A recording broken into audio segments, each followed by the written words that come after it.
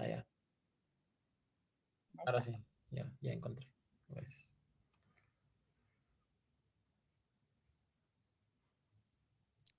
Ya, entonces voy a continuar.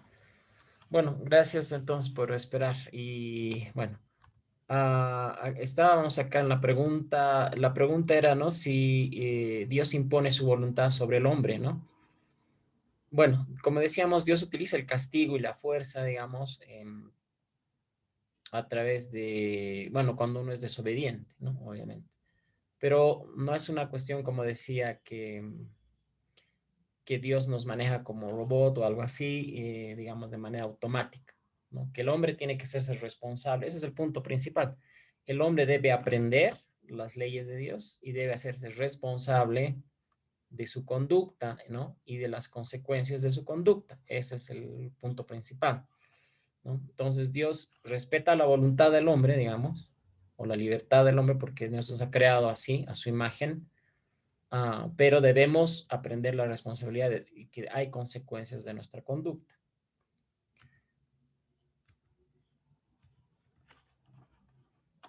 ¿Pueden ver mi pantalla? ¿Me escuchan bien? Quiero verificar que todo esté bien, por favor. Sí, Jorge, está bien. Gracias. Bueno, yendo al tercer punto entonces, ¿no? Los creyentes, hablando sobre este tema, ¿no? Los creyentes son hechos hijos de Dios, o los que creen son hechos hijos de Dios, los que creen en Jesús, y tienen un espíritu, y tienen un mismo espíritu con el Señor. Eso dice, por ejemplo, Gálatas 4:6, ¿no? Y por cuanto sois hijos, Dios envió a vuestros corazones el espíritu de su Hijo, el cual clama Abba Padre. Ahí dice eso, vuelve a utilizar la palabra corazón. ¿Y dónde envía el espíritu de su Hijo, que es el espíritu de Dios? ¿A dónde envía? A nuestros corazones. Entonces, nuestros corazones son nuestro espíritu, en realidad, digamos, el espíritu humano, donde mora el espíritu de Dios.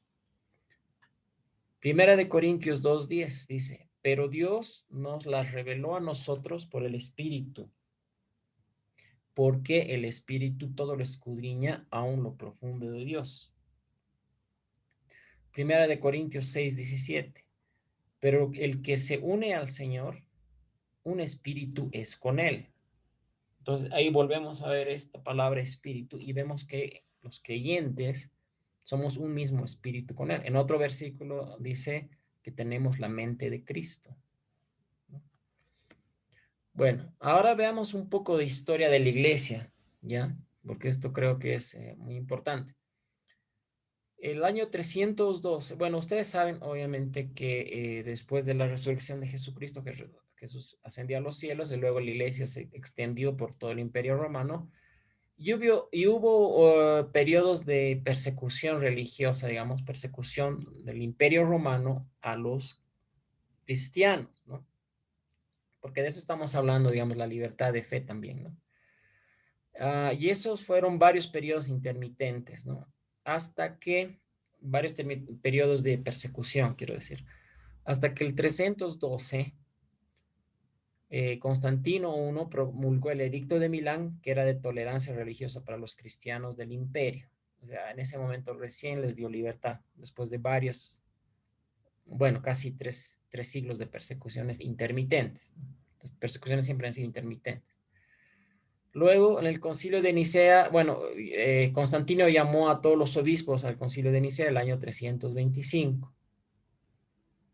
El 380, el cristianismo se vuelve la religión oficial del Imperio Romano. Ya había otro emperador en ese momento, Justiniano, creo.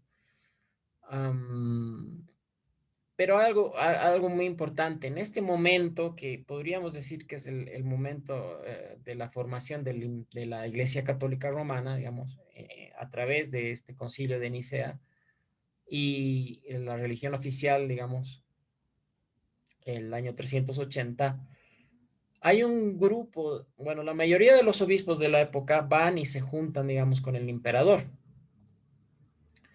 Pero hay un grupo, hay un obispo que se llamaba Donato, que era africano del norte de África, que él rehúsa ir al concilio de Nicea y rehúsa someterse al emperador. Entonces aquí hay algo importante.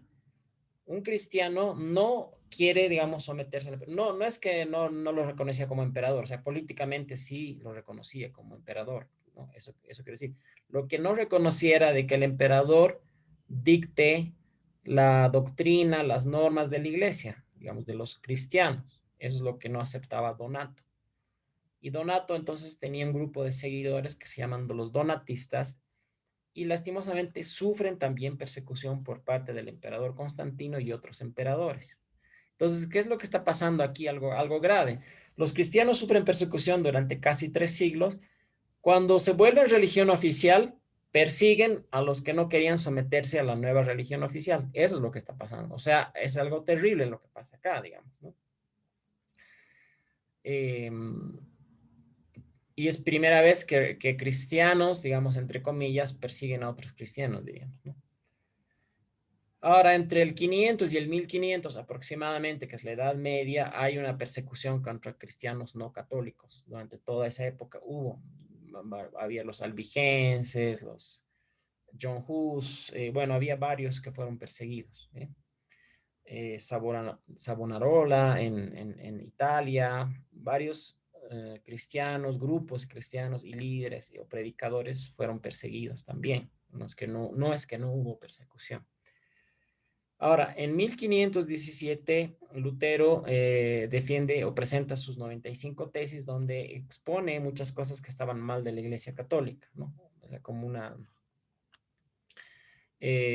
queriendo reformar, digamos. Eso pasa en 1517. Ahora, hablando un poco de Lutero, ¿no? Lutero vive entre el 1433 y 1546. Lutero, bueno, inicialmente era sacerdote y monje católico.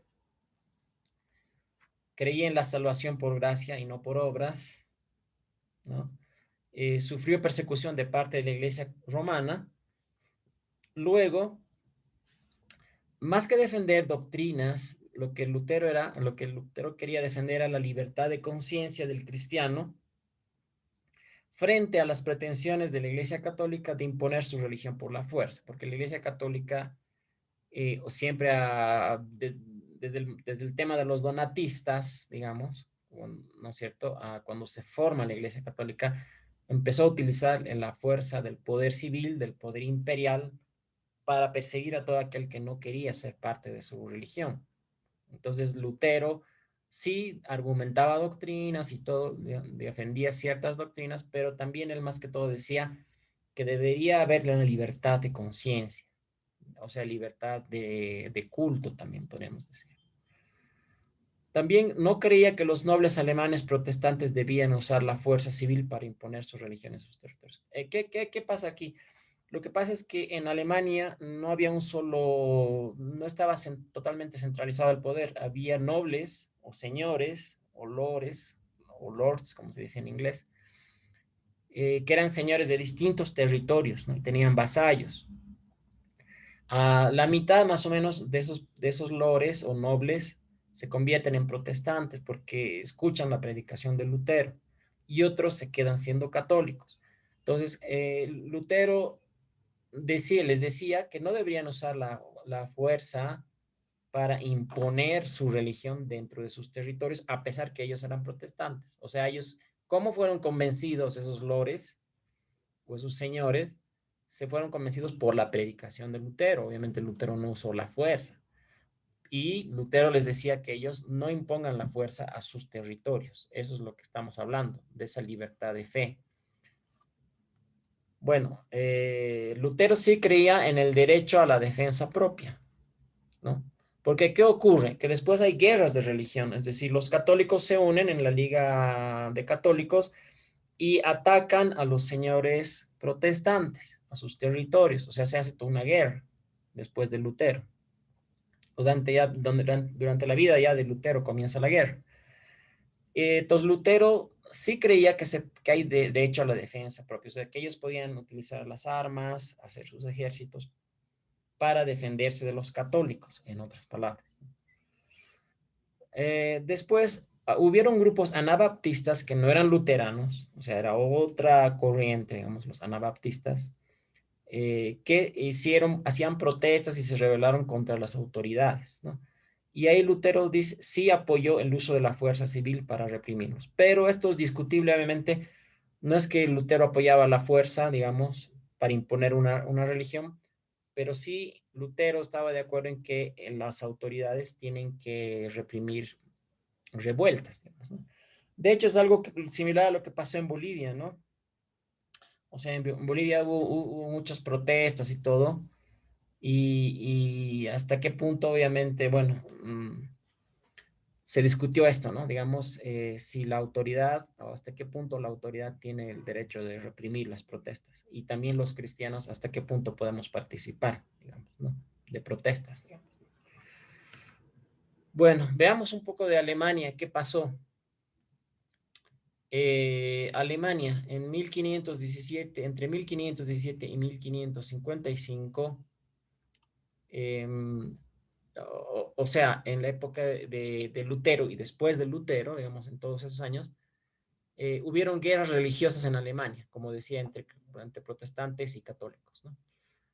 Recién en 1555 se llega a la paz de Augsburgo. ¿Qué se define en esa paz? Se dice, se reconocía la libertad de culto a luteranos. Calvinistas y otros grupos cristianos, como los anabaptistas, eran considerados herejes y eran perseguidos, y serían perseguidos. Eso decía ese tratado de paz de Augsburgo entre luteranos y católicos. Entonces, acá hay algo un poco lamentable, ¿no? Los luteranos hacen un tratado con los católicos para hacer la paz, para ya no hacer guerras, pero dicen que otros grupos cristianos están prohibidos en sus territorios, ¿no? Entonces, acá todavía Qué vemos, terrible, ¿perdón? terrible, No, no, claro, es terrible, porque pues al terrible. final terminaron, o sea, luteranos que eran reformadores, terminaron creyendo que ellos tenían la verdad absoluta Claro, y nada más alejado de la eso es lo que verdad, ¿no? estamos hablando acá, ¿no? Eso es lo que estamos hablando, es de, o sea, la libertad, digamos, de creer, digamos, ¿no? De la libertad, que debemos defender la libertad de conciencia y que como cristianos en realidad nunca deberíamos ni siquiera presionar, oprimir, utilizar la coerción para convencer a alguien de ser cristiano. Ese es el punto principal, ¿no es cierto? Entonces, para eso estamos viendo estos ejemplos que nos hacen pensar, reflexionar a través de la historia, porque las persecuciones religiosas siempre han habido, lamentablemente. Bueno, la libertad de culto era para los señores, no para los vasallos. Eso decía la paz de Augsburgo, es decir, los lores tenían sus territorios y al final, a pesar de que Lutero opinaba diferente, pero ellos dijeron, bueno, dentro de nuestro territorio nadie va a tener una fe diferente, ¿no? Eso es lo que dijeron. ¿Se puede ver lo que estoy compartiendo?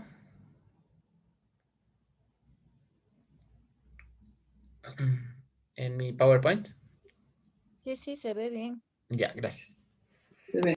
Pregunto porque a veces cuando doy clases, a veces se corta o se cuelga o algo. Y a veces me quedo dando clases solito. Bueno, la libertad, bueno, esa era la libertad de culto era solo para los señores, en lo que llegan al final en ese tratado de paz, ¿no? Es decir, que si había, digamos, como digo, los lores, los nobles, que ellos decidían qué religión iban a tener, si iban a ser luteranos o católicos.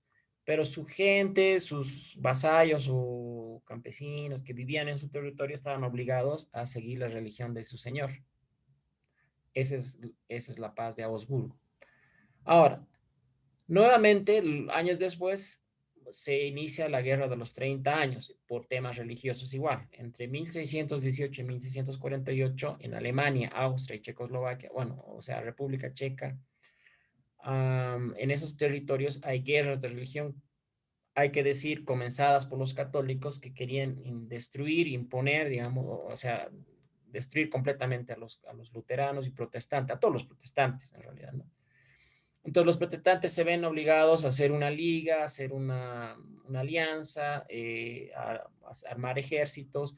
Interviene el rey de Dinamarca, es vencido por bueno, interviene obviamente también el emperador romano, después interviene Francia, bueno, intervienen muchos países.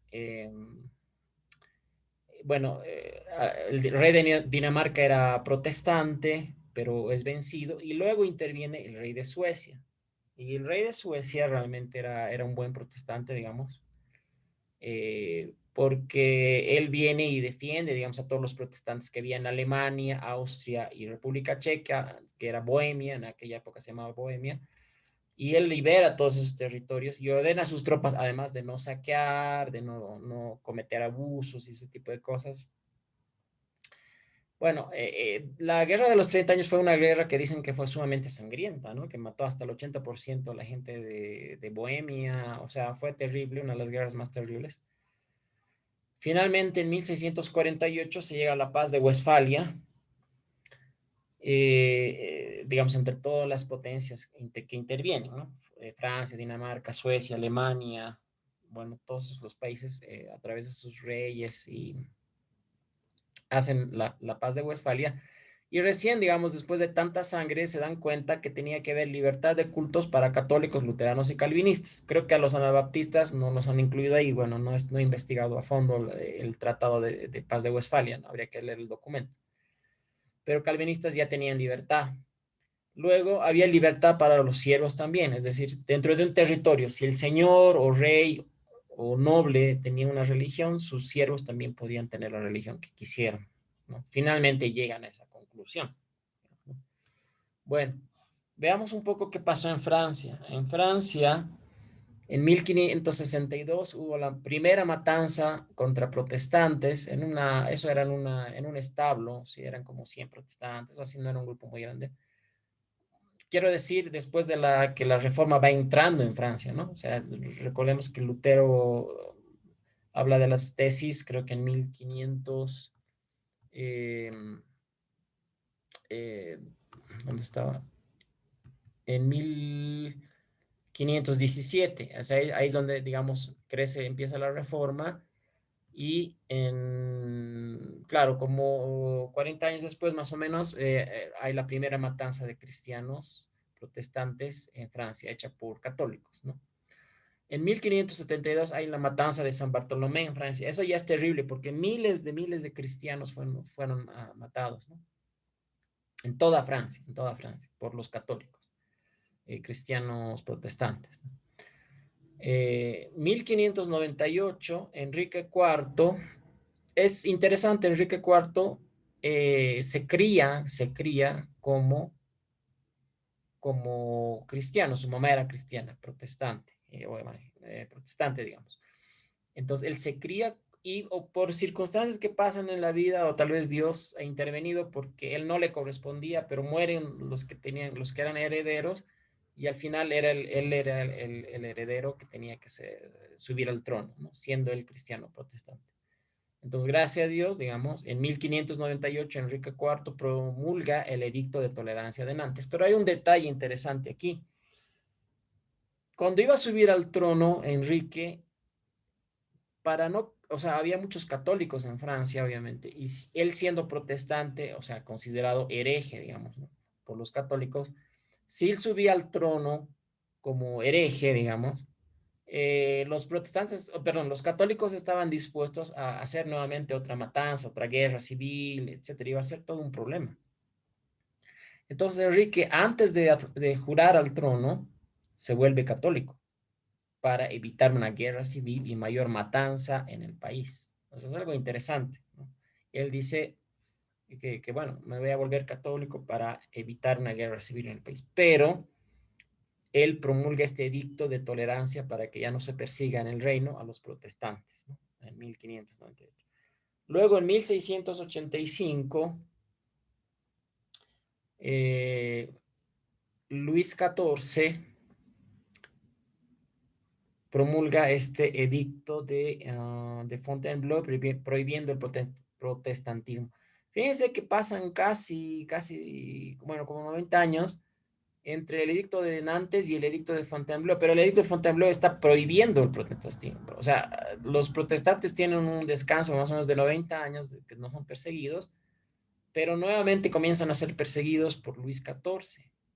Y luego en 1787 Luis XVI hace otro edicto de tolerancia para todos los protestantes, grupos religiosos.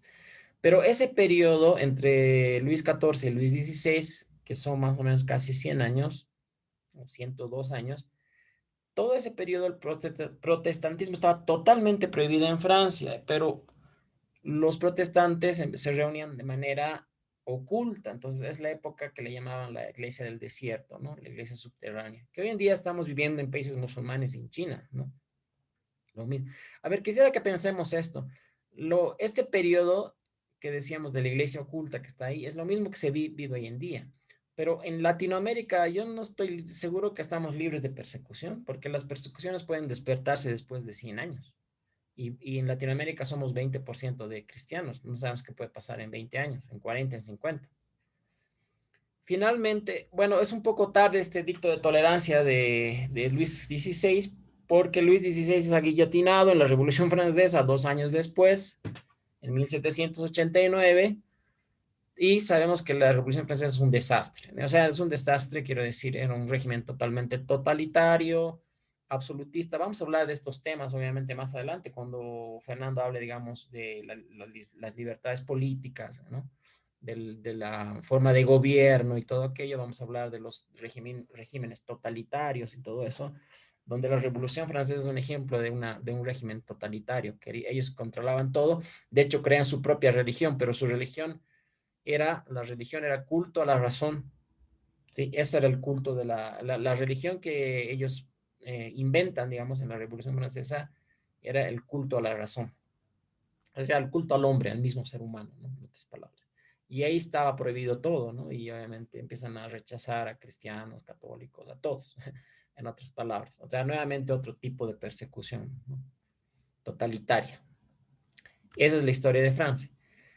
Bueno, en Inglaterra igual pasan un montón de persecuciones entre católicos y protestantes, y que es una historia terrible, pero quisiera que leamos esto un momento, ¿no? Lo que dice acá.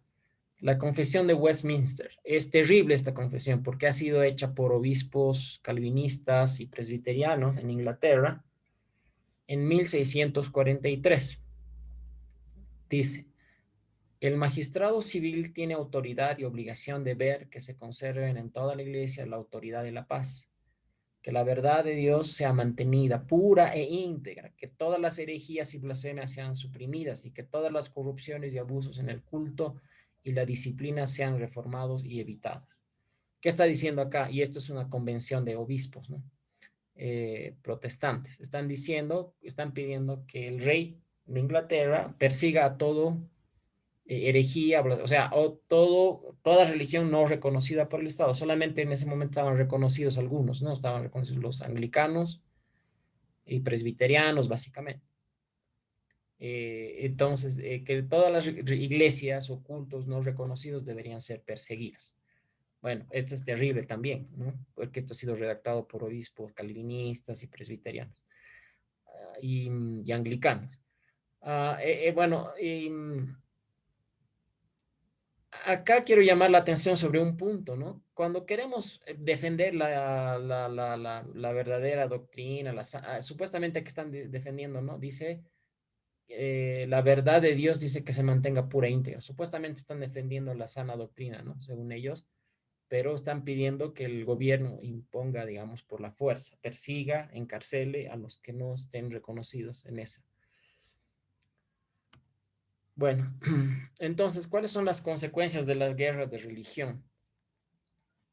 De hecho, perdón, esta confesión de Westminster no solo es eso, es todo un documento largo donde habla de las bases de la fe. Entonces, por eso yo soy muy, ¿cómo se dice? Cuidadoso, muy susceptible cuando una iglesia dice, esta va a ser nuestra confesión de fe, ¿no? Entonces creemos en esto, todo esto. Eso es la confesión de Westminster, o sea, no solo es eso, lo que está aquí, este pedazo, sino es toda una confesión de fe de lo que supuestamente es la sana doctrina, que creen en Jesús, en la resurrección de Jesús y todo eso, ¿no? Lo terrible es de que quieren imponer, digamos, por la fuerza.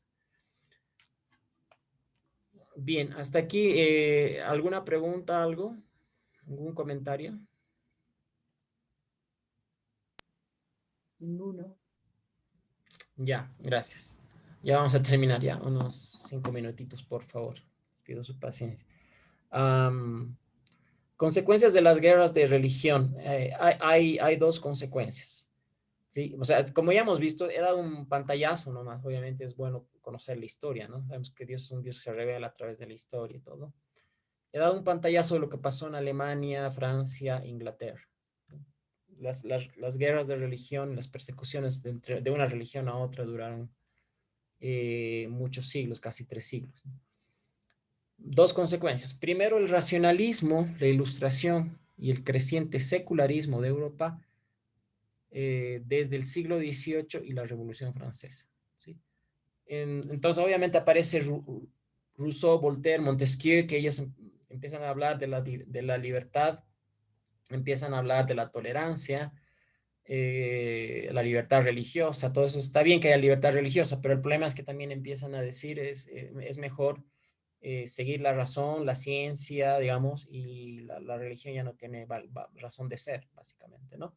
Entonces, cuando hablemos de cosmovisiones, otra charla que voy a dar después, digamos, voy a hablar de cosmovisión bíblica, voy a comparar la cosmovisión bíblica o judeo-cristiana, digamos, comparar con otras cosmovisiones. Tenemos la secular, tenemos el comunismo, digamos, o marxismo, y la pagana, cosmovisión pagana, digamos. Ahí vamos a hablar un poco más de qué es ese secularismo, ¿no? Y las consecuencias que tiene hasta hoy en día en todo el mundo, ¿no? Y por otro lado, las colonias norteamericanas, ¿no? Las colonias norteamericanas son fundadas por puritanos que escapan de la persecución, porque como ellos, o sea, en Inglaterra los puritanos no eran anglicanos, o sea, eran perseguidos también, digamos. Bueno, que hay una época en que gobiernan los puritanos en Inglaterra, pero después fueron expulsados a Europa continental, a Holanda, y después de eso tuvieron problemas ahí en Holanda y todo, y se fueron estos puritanos a Estados Unidos y fundaron las colonias en el siglo XVII, ¿no? Con las primeras 13 colonias norteamericanas fueron fundadas por cristianos perseguidos de Europa, puritanos principalmente.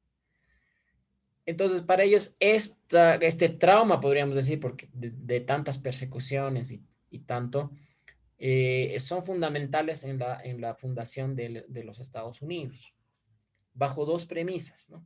Primero, que tiene que haber la libertad de todos los cultos. O sea, por más que ellos eran bien cristianos, digamos, los puritanos, ellos no piensan, y esto creo que es muy sumamente sabio, no dicen, bueno, ahora fundamos nuestra colonia y aquí todos son puritanos y todos tienen que seguir nuestra doctrina, ¿no? O sea, no cayeron en ese error de siglos. Ellos dijeron, fundamos nuestras colonias y acá todo el mundo cree lo que quiere. O sea, hay libertad absoluta, no hay ninguna imposición de ningún tipo. Por supuesto, ellos eran cristianos y predicaban eso en sus iglesias, es decir, predicaban, no imponían, digamos, no predicaban la palabra y eran muy creyentes, la mayoría de ellos, ¿no? Por supuesto. Entonces, Estados Unidos se funda por cristianos bien fundamentados, digamos, bíblicos y todo, fieles a la Biblia, pero con un principio de la libertad de todos los cultos. Y también el principio de separación entre iglesia y Estado, ¿no? Que también prevalece, digamos, en Estados Unidos. Eso es básicamente, ¿no? Ahora, problemas de la iglesia en Bolivia, ¿no? Hablando de Bolivia. Bueno, yo veo tres problemas. Primero, misticismo y legalismo. Cuando hablamos de cosmovisión bíblica, vamos a hablar lo que es el misticismo, el paganismo. No, se me ha acabado la batería. Se corta. Voy a ver la grabación. Muchas gracias.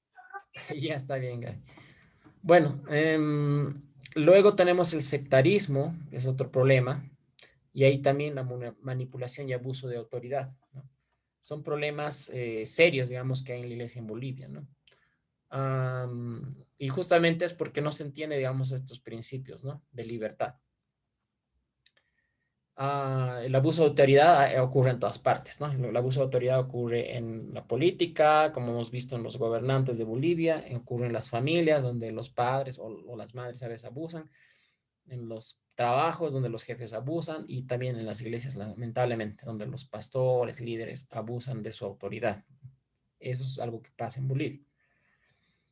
Bueno, veamos cuáles son las respuestas bíblicas a estos problemas. No todos, digamos, por lo menos el tema de sectarismo y el tema de abuso de autoridad. Bueno, a ver, primer punto, debemos saber que habrán persecuciones, ¿no? Eso va a haber. O sea, y todavía yo digo, ¿qué va a pasar en Latinoamérica, ¿no? Todavía está por decidirse lo que va a pasar, digamos, con el cristianismo y el nivel político. Y también todos los que quieren vivir piadosamente en Cristo Jesús padecerán persecución. De hecho, el gobierno de Evo Morales ha perseguido a mucha gente. Lo que no pasa es que los cristianos no nos hemos enterado porque nunca hemos tampoco expresado nuestra posición. O sea, nunca nos hemos opuesto. De hecho, hay iglesias que se han aliado a Evo Morales, ¿no?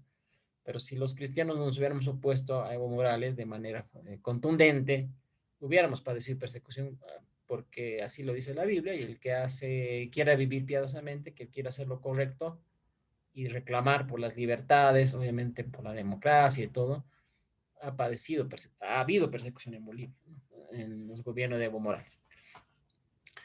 Entonces debemos saber que esto va a ocurrir, ¿no? A todo aquel que quiera vivir piadosamente y defender, obviamente, los principios bíblicos, la libertad y la libertad de conciencia, los que quieran defender las libertades y los principios bíblicos y cristianos, obviamente, pues lastimosamente va a padecer persecución, ¿no? Después, no ser autoritarios dentro de la iglesia como los del mundo, ¿no? Eso dice Mateo 20:25. Pero Jesús, llamándolos junto así, dijo: sabéis que los gobernantes de los gentiles se enseñorean de ellos y que los grandes ejercen autoridad sobre ellos. O sea, este tema del autoritarismo es algo de sin fin, ¿no? Ahorita estamos viendo en Nicaragua, estamos viendo Venezuela, o sea, siempre no falta alguien que quiere enseñorearse. O sea, es una obsesión que tiene el ser humano de querer ser un dictador, ¿no? O sea, enseñorearse de otros. No aprenden, digámoslo así. Entonces Jesús dijo eso, ¿no? Dice, pero no ha de ser así entre vosotros, sino que el que quiera entre vosotros llegar a ser grande será vuestro servidor, ¿no? Eso dijo Jesús, justamente ya advirtiendo, aquí Jesús ya está advirtiendo que esto puede pasar dentro de la iglesia. Ahora, hablando de los sectarios dentro de la iglesia, aquí hay un pasaje, digamos, tercera de Juan 9:9-10. Dice, yo he escrito a la iglesia, pero Diótrefes, al cual le gusta tener el primer lugar entre ellos, no nos recibe. Por esta causa, si yo voy, recordaré las obras que hace, profiriendo palabras malignas contra nosotros. Y no contento con estas cosas, no recibe a los hermanos, y a los que quieren recibirlos se los prohíbe y los expulsa de la iglesia. O sea, este Diótrefes parece que era un pastor de una iglesia que no quería recibir a Juan, que no quería recibir a los otros apóstoles, y tampoco, y les prohibía a los de su iglesia o su congregación que se junten con otros cristianos, ¿no? ¿Por qué? Porque le gustaba tener el primer lugar entre ellos, ¿no? Pero ¿qué es lo que dice Juan? Dice, cuando yo vaya, dice, si yo voy, dice, recordaré las obras que hace, ¿no? Entonces está diciendo, yo voy a ir y lo voy a denunciar públicamente, entonces lo voy a encarar, más o menos algo así lo que está diciendo. Luego tiene que haber libertad de escudriñar las escrituras por su cuenta. O sea, esto es un tema que durante años la Iglesia Católica ha prohibido la Biblia y todo, porque ellos dicen que tienen el magisterio, que los únicos que pueden interpretar son ellos, ¿no? La Biblia. O sea, esto es terrible, pero la palabra es clara, digamos, ¿no? Los judíos de la sinagoga de Berea, digamos, dice, cuando recibieron a Pablo o escucharon a Pablo, dice, y estos eran más nobles que los que estaban en Tesalónica, pues recibieron la palabra con toda solicitud, escudriñando cada día las escrituras para ver si estas cosas eran así. En otras palabras, por sí mismos, ellos, estos judíos, escudriñan las escrituras para ver si lo que Pablo les enseñaba era verdad. Es lo que tenemos que hacer. O sea, es decir, nosotros tenemos que escudriñar por sí mismos para ver si los pastores, líderes, etcétera, lo que están predicando es correcto. No, tenemos que escudriñar. Aquí hay una responsabilidad individual, ¿no? Después, finalmente, reconocer la multitud de dones y ministerios, ¿no? Ahora bien, hay diversidad de dones, pero el Espíritu es el mismo. Hay diversidad de ministerios, pero el Señor es el mismo. Hay diversidad de actividades, pero Dios, que hace todo en todos, es el mismo. O sea, hay la diversidad de ministerios, de dones, ¿no? La iglesia no puede ser con un solo molde. Eso es lo que pasa en una iglesia, en una congregación. Para que lo promuevan a uno para, como líder, tiene que hablar y predicar, hasta tener los mismos gestos que el pastor, ¿no? Eso es sectarismo. Presbiterio. Presbiterio es el conjunto de ancianos que gobiernan la iglesia, ¿no? Entonces aquí menciona, por ejemplo, no descuides el don espiritual que hay en ti, que te fue conferido por medio de la profecía con la imposición de manos del presbiterio. Eso es algo muy sano. Yo he visto en Estados Unidos, en las iglesias que he estado ahí, todas las iglesias tenían presbiterio, es decir, no era un pastor el que dirigía, era un grupo de 4, 5, 6, 7 pastores que dirigía una congregación. Y entre ellos se exhortan, obviamente se apoyan si alguien está equivocándose o está haciendo algo mal, entre ellos se llaman la atención. De hecho, es lo que dice aquí, Gálatas 2:10, digamos. Habla de cuando Pablo reprendió a Pedro, ¿no? No voy a leer todo el pasaje, lo pueden leer, ¿no? En Gálatas 2:10, pero ahí claramente dice que, bueno, Pablo reprende a Pedro y le dice, estás equivocado, ¿no es cierto? Entonces, los ancianos y pastores deben estar abiertos a la reprensión de otros pastores y ancianos, ¿no? Que eso es también parte del presbiterio. Bien, eso sería hasta aquí, digamos, el tema de la libertad, ¿no? La libertad de conciencia, la libertad de fe, que debemos tener cuidado dentro de las mismas iglesias y en la sociedad y en el Estado. Cuando los cristianos gobernemos, de eso nos va a hablar tal vez Fernando, eh, va a hablar del tema de cómo tiene que ser un gobierno cristiano, bajo qué principios tiene que regirse, y todo eso está bien, digamos, pero tenemos que tener cuidado, ¿no? Cuidado que cuando lleguemos, bueno, de hecho Fernando está abriendo un partido, está creando un partido cristiano, digamos, o con principios cristianos, y si Dios quiere algún día llega tal vez a ser presidente. Bueno, tenemos que tener cuidado, obviamente, de que, cuidado que vamos a hacer leyes, ¿no? De que ahora todos son cristianos evangélicos en Bolivia y además queramos hacer una confesión de Westminster, además, qué principios tienen que, qué doctrinas tienen que creer y qué doctrinas no tienen que creer, digamos, ¿no? Ese es el peligro que yo veo, ¿no? El peligro que yo veo. Bueno, hay muchos peligros, ¿no? Cuando los cristianos o supuestos cristianos llegan al poder, digamos, con lo que pasa con Bolsonaro en Brasil o Donald Trump en Estados Unidos, hay muchísimos peligros igual, ¿no? Pero bueno, básicamente será el tema que quería compartir, ¿no? Pero ahora sería muy bueno si pueden compartir un poco, ¿no? También sus comentarios, opiniones o preguntas sobre el tema.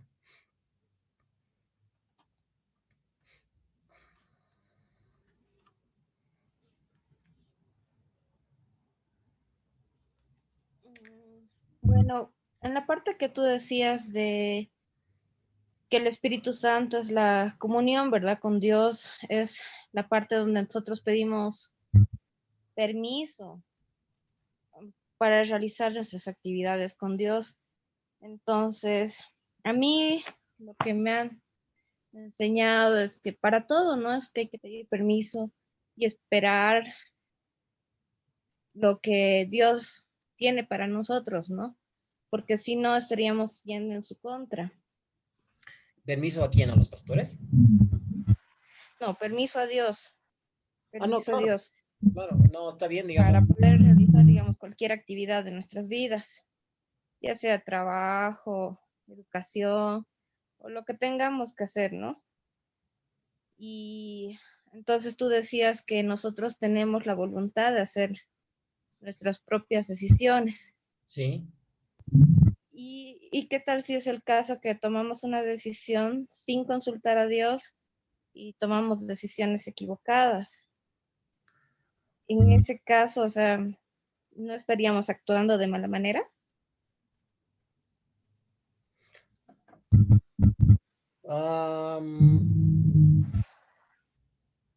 Hay una voluntad de Dios, pero hay dos tipos de voluntad de Dios, yo creo. Una es la que está en su palabra, que sí tenemos la obligación de escudriñar su palabra y tenemos la obligación, es como la ley, ¿no? La ley de un país, ¿no? La ley de Bolivia, digamos, ok, si yo no sé la de Bolivia, la ley de Bolivia, digamos, pero hago algo en contra de la ley, igual la ley dice que yo soy responsable, o sea, porque no me he enterado, aunque no sepa cuál es la ley. Lo mismo pasa con Dios, aunque no sepamos, es nuestra obligación leer la Biblia, escudriñar y tratar de entender sus principios. Pero después hay otras cosas específicas, ¿no? Por decir, no sé, me compro un auto, o Toyota, o Honda, digamos, ¿no? Ujú. No afecta mucho, pero por ahí sí, o sea, Dios puede tener tiene una voluntad específica para nosotros, tiene un propósito, tiene un llamado, digamos, con quién me casaré, cosas así. Entonces, tenemos que buscar esa voluntad, ¿no? Claro que sí, pero tampoco hay que, digamos, condenarse, ¿no? Digamos, o decir, a veces en la voluntad específica, quiero decir. Si Dios nos va guiando, nos habla, nos revela cuál es su voluntad y su propósito y su llamado, bueno, tenemos que obedecer esa voluntad, ¿no? Pero, bueno,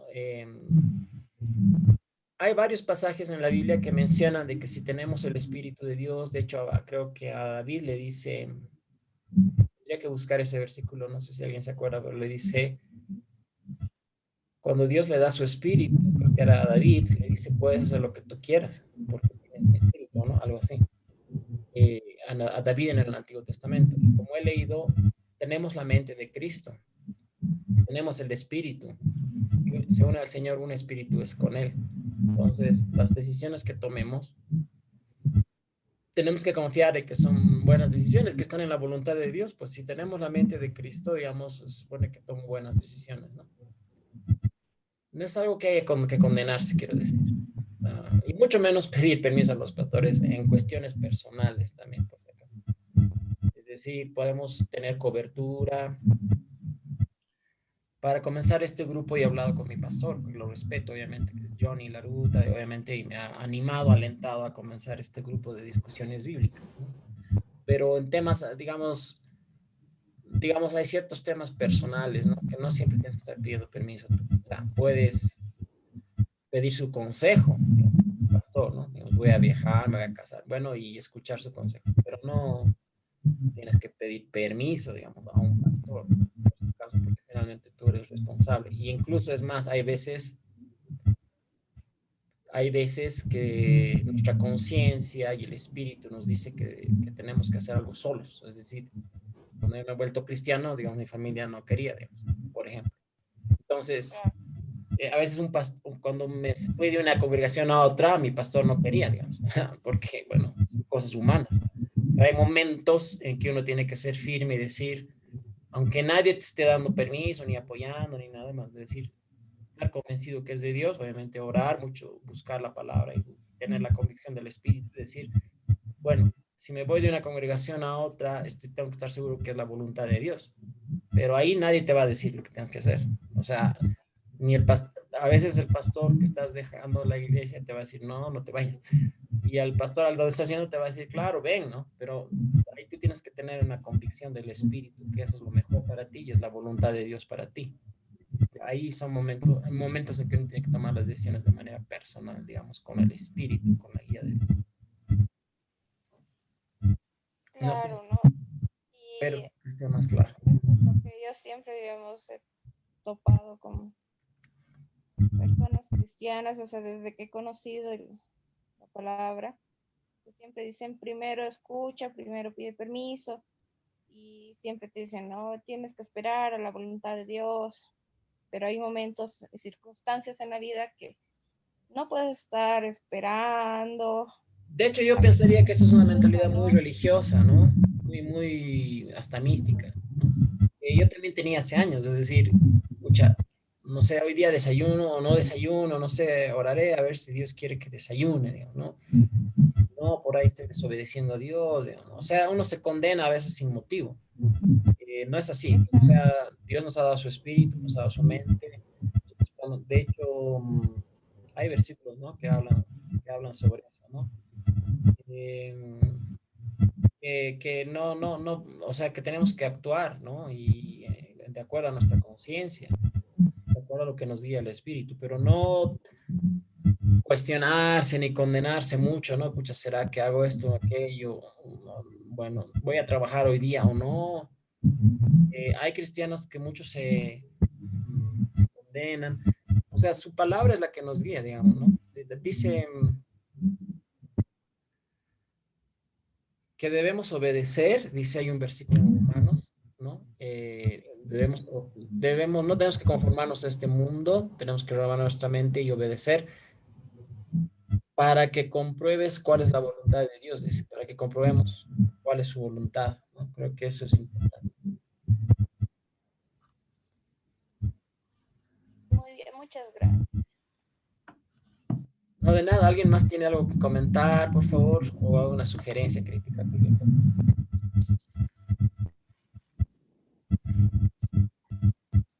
Sí, yo, hola. Sí, sí, hola, buenas noches. Yo soy Ada Michelle, solo que no sale mi nombre ahí. No, ya. Gracias, Jorge. O sea, creo que ha sido muy interesante todo lo que nos has enseñado. Yo quiero, bueno, desde el principio, algunas cosas quiero comentar. Claro. Yo creo que nosotros somos seres tripartitos, ¿no? Pero en realidad somos espíritu. O sea, no somos un cuerpo con un alma y un espíritu. En realidad somos espíritus con un alma en un cuerpo, ¿no? O sea, lo que es eterno y lo que va a vivir por la eternidad es el espíritu y en realidad la gran batalla es por nuestra alma, ¿no? El enemigo quiere que llevarse la mayor cantidad de almas al infierno y Dios quiere salvar la mayor cantidad de almas. Por eso Jesús ha venido y ha muerto, nos ha traído esa salvación. Pero el requisito que sí o sí es importante es creer.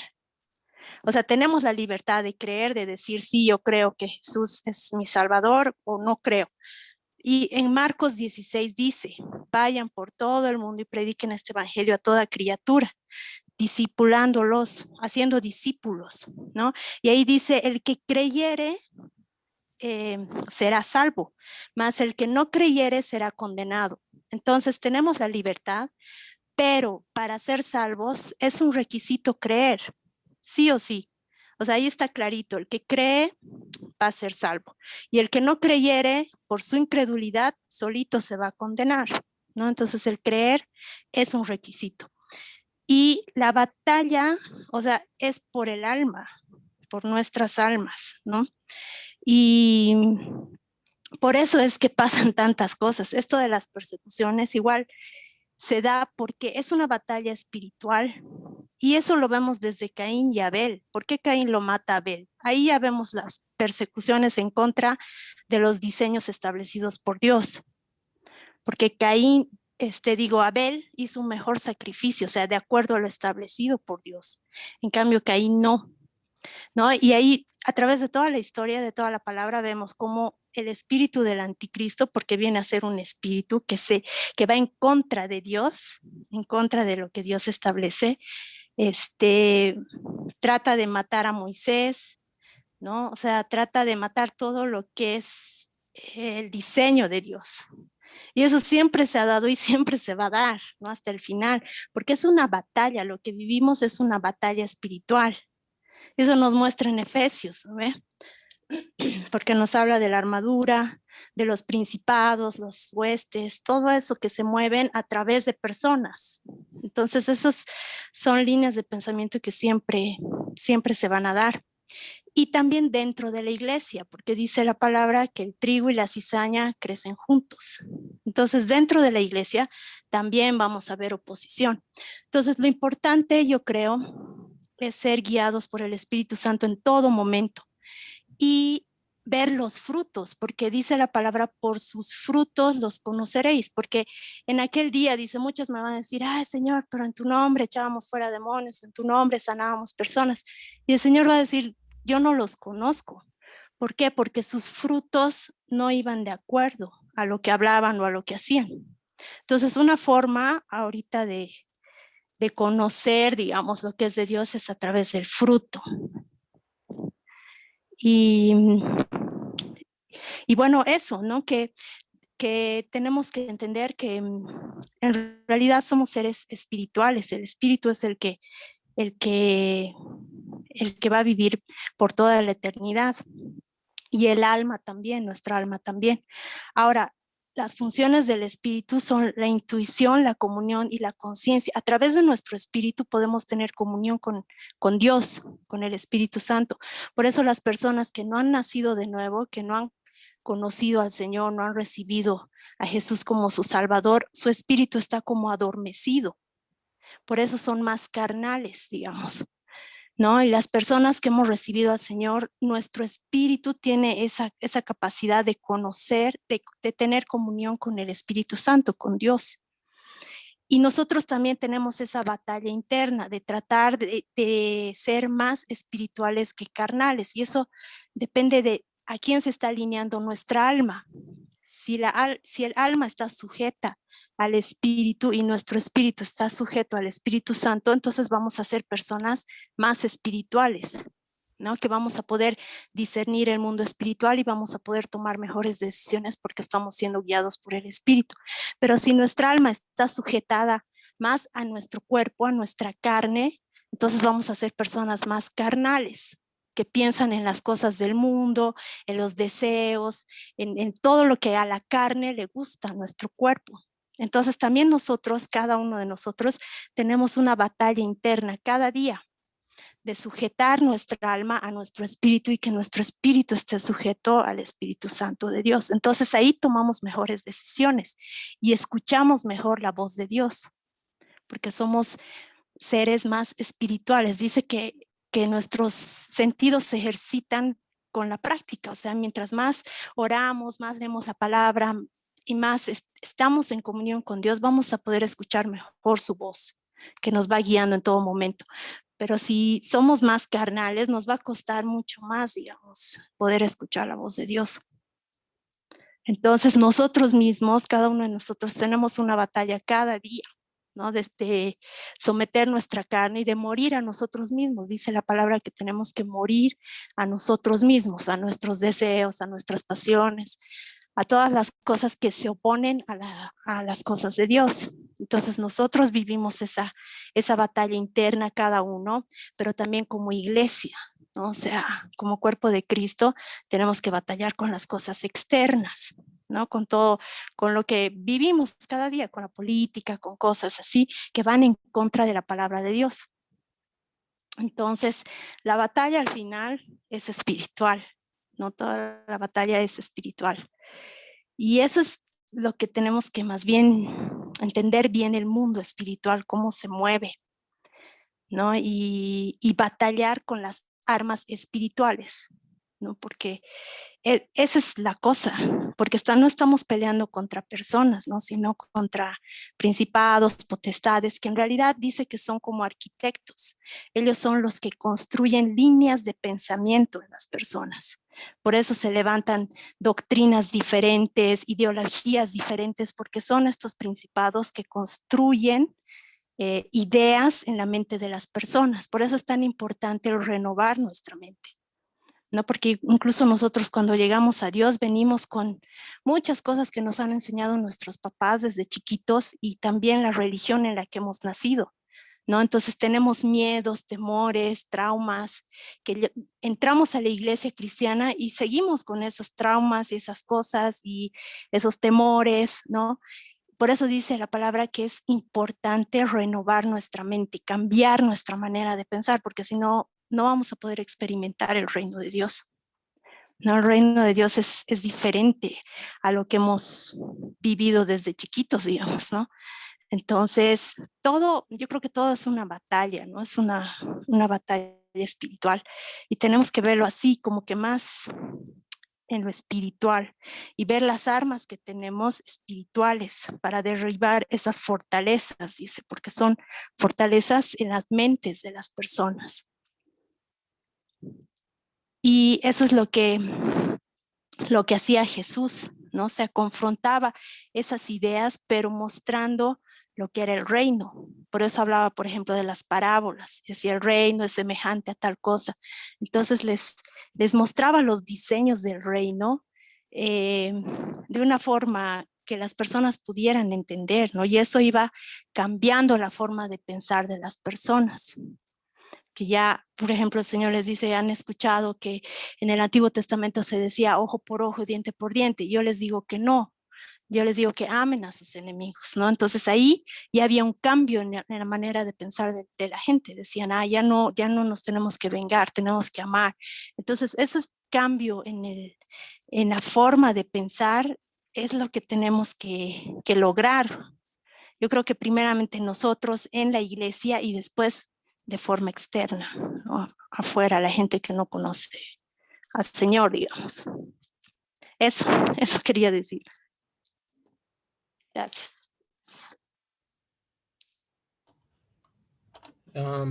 Está bien, Adita, gracias. Solamente para aclarar,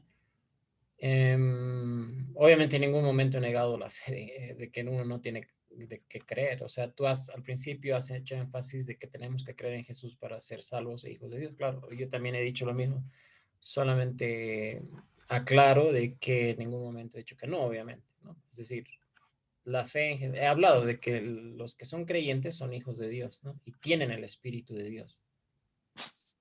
No, sí, pero, o sea, como creer es parte del libre albedrío, como decías. O sea, uno puede elegir creer y puede elegir no creer. O sea, Dios no te va a obligar a creer, pero para ser salvo sí es un requisito creer, digamos. O sea, porque si no crees, te condenas. Y no es que Dios te obligue, por lo que estabas hablando al principio, ¿no ve? De la libertad de conciencia. O sea, cada uno tiene la libertad. No es que Dios te impone o te castiga si es que no, pero en el caso de la salvación, o sea, es un requisito, digamos. Que mucha gente dice, no, yo no creo, ya, digamos, no te va a pasar nada, pero te estás condenando a ti mismo solo por no creer. A eso me voy.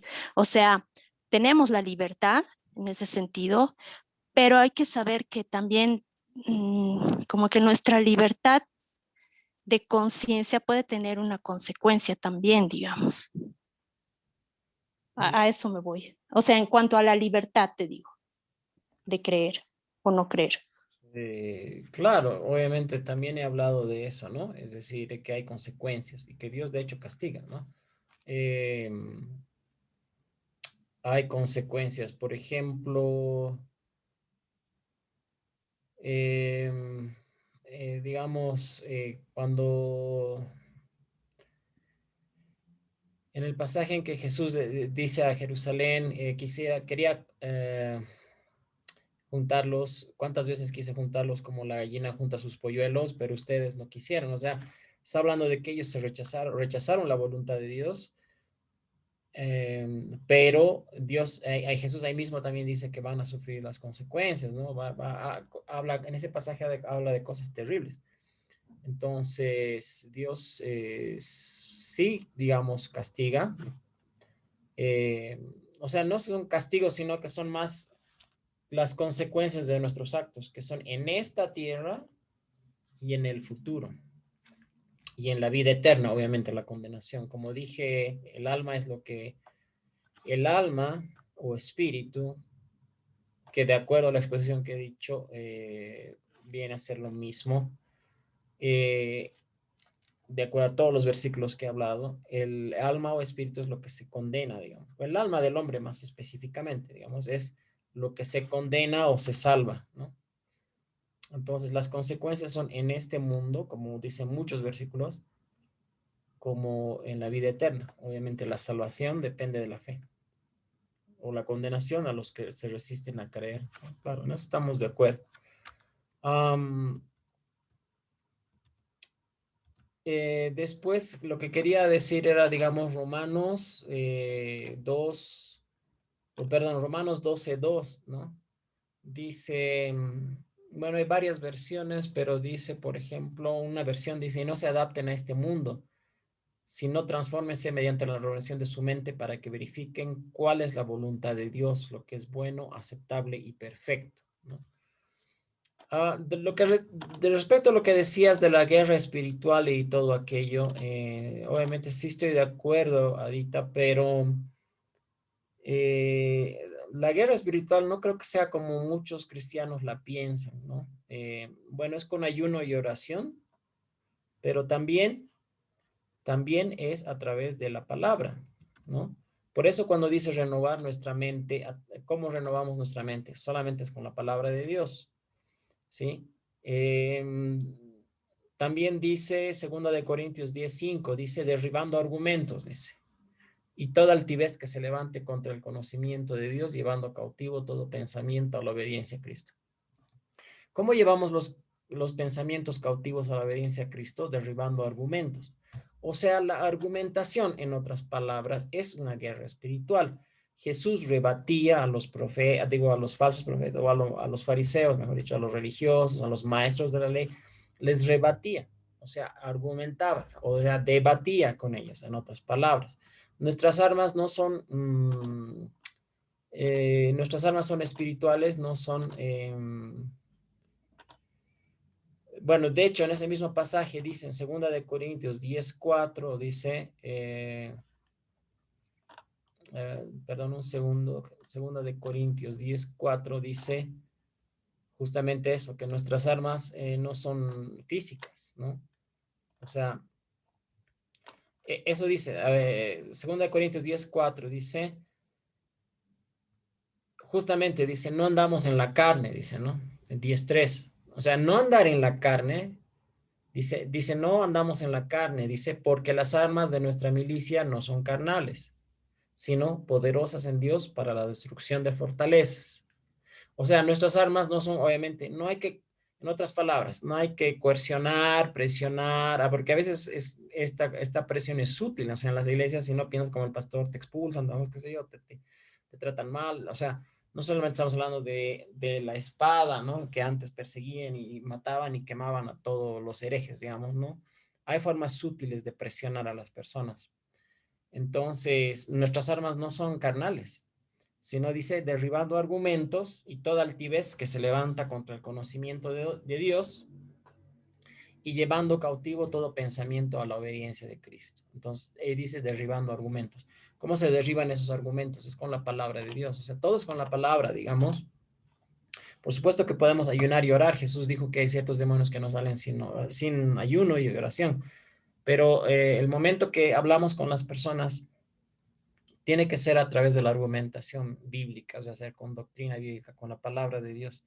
Eso es lo que renueva nuestras mentes. O sea, la guerra espiritual, esto se descuida un poco, es siempre argumentando y teniendo sabiduría, como Jesús hacía, ¿no? Rebatía, digamos, lo que le decían los saduceos, fariseos, ese tipo de cosas, ¿no? Eso creo que es importante. De hecho, bueno, el propósito de este grupo es justamente poder renovar nuestra mente, ¿no? Porque las congregaciones a veces se quedan en un tema, como ya hemos dicho, ¿no? O en una doctrina o en una cosa y de ahí no salen, digamos, a hablar de otros temas, digamos. Entonces el propósito es justamente renovar nuestra mente, el propósito de estas charlas, digamos. Sí, estoy de acuerdo, incluso con el concepto de guerra espiritual, porque la guerra espiritual, por ejemplo, comienza con el arrepentimiento, no porque no podemos pelear contra cosas que de pronto están dentro de nosotros, ¿no? Entonces, muchas veces tenemos que, el arrepentimiento es un arma poderosa, porque le quita poder al enemigo sobre nosotros, ¿no? Hay una parte que dice que no me acuerdo bien cómo es, pero que el enemigo está como león rugiente buscando a quien devorar. Y ahí la palabra, o sea, usa la palabra adversario, que viene del griego antidikos, que es el que levanta un caso legal en contra de nosotros, ¿no? Entonces el enemigo está en las cortes acusándonos constantemente de cosas que hacemos nosotros. Entonces, al arrepentirnos nosotros, obviamente conociendo lo que es la palabra y cuando el Espíritu nos convence de algo en lo que no estamos bien, en el momento que nos arrepentimos, también de arrepentimiento viene metanoia, que es cambio de mente. Entonces, en el momento en que nos arrepentimos, hay un cambio no solo en nuestra mente, sino en nuestro actuar, ¿no? O sea, no podemos pedir perdón todo el tiempo por lo mismo, tiene que haber un cambio. Una vez me arrepiento y ya no lo vuelvo a hacer. Entonces, ahí empieza la guerra espiritual, con el arrepentimiento. Y eso, por ejemplo, no nos enseña. O sea, guerra espiritual ya pensamos que es atar, reprender y qué sé yo, y un montón de cosas, pero en realidad la guerra espiritual tiene que empezar con nosotros, Con un cambio ¿no? de Con mente, ¿no? Ajá, con el El arrepentimiento arrepentimiento es y un con la renuncia también, ¿no? A las cosas carnales, decir esto sé que no, o sea, no le agrada a Dios, ya no lo voy a hacer. Entonces ahí empieza la guerra espiritual, quitándole al enemigo todo derecho legal sobre mi vida. Eso me da un nivel más alto de autoridad, porque yo estoy trabajando en mí mismo, ¿no? Entonces ahí empieza la guerra espiritual. Entonces esos conceptos también tenemos que volver a reaprender. Sí, tienes razón, Adita, obviamente. Sí, el tema del arrepentimiento, a ver, te digo, es algo que sí es muy importante, pero también hay que tener cuidado a veces cuando tenemos sentimientos de culpa o legalismo o pensamientos místicos, que es muy fuerte en la iglesia en Bolivia. A veces lo tomamos, digamos, de una manera, mala manera, ¿no? Digamos, tengo que arrepentirme de, no sé, de ver tanto, o sea, de ir al fútbol y que me guste ver el, no sé, por decir, ¿no? A veces no es así, digamos, pero sí es muy fundamental el arrepentimiento en el tema de cambiar de mente, ¿no? O sea, te digo, en una mentalidad mística, digamos, te van a veces lo que quiero decir es, en las iglesias esto es muy común en Bolivia, infundimos culpa y de hecho utilizamos la culpa, o sea, se utilizan, digamos, algunos pastores, muchos, la culpa para manipular a la gente. Entonces, cuando te hablan de arrepentimiento es algo que, que puede ser mal utilizado, eso es lo que quiero decir, ¿no? Para infundir culpa y manipular a las personas de una manera legalista, digamos. Pero con esa salvedad, el arrepentimiento es sumamente fundamental, en eso estoy de acuerdo. O sea, arrepentirse de lo que uno realmente tiene que arrepentirse, eso quiere decir. O sea, si realmente no estás cumpliendo la palabra, estás haciendo mal las cosas, o sea, no estás conforme a la palabra de Dios, hay que arrepentirse, pero eso es una convicción profunda, o sea, eso es una convicción que la palabra te tiene que dar, o sea, decir, y no solo es la palabra, Dios utiliza circunstancias, ¿no? Jesús dice que aprendieron la obediencia por medio del sufrimiento, entonces, cuando en otras palabras, a veces no hacemos caso, bueno, siempre hay consecuencias. Entonces ahí es cuando viene el arrepentimiento, ¿no? Cuando ahí realmente decimos, pucha, no me ha ido bien, digamos, o bueno, realmente hay que cambiar y hay que cambiar en serio. O sea, es un convencimiento profundo, pero tiene que estar basado en la palabra, siempre en la palabra, en el convencimiento de la palabra de Dios, ¿no? Y que es un proceso en el que todos estamos, obviamente. O sea, es un proceso de renovación, de renovar nuestra mente, conformarnos a la palabra de Dios, conocer el corazón de Dios. O sea, es un proceso que toma tiempo, ¿no? A veces. O sea, toma muchos años a veces, ¿no? Pero sí estoy de acuerdo que es fundamental.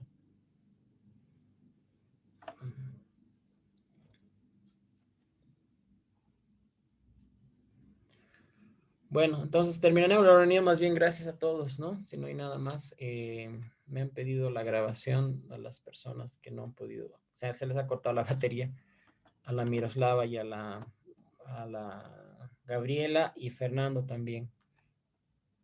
¿Ya? Bueno, bendiciones entonces, gracias a todos. Igualmente, que pases una buena noche. Hasta luego a todos. Hasta luego. Gracias, chao. Chao, chao.